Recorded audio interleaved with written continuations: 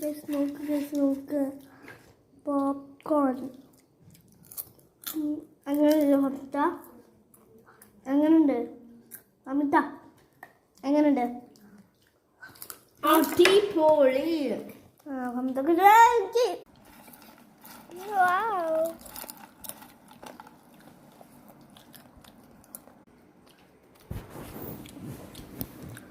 Hi, ഈ video ഫാറിലേക്ക് കാണുന്നുണ്ടോ?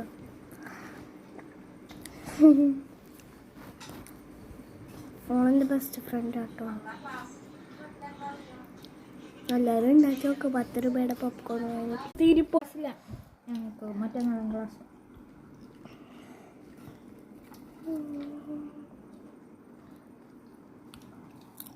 Bye.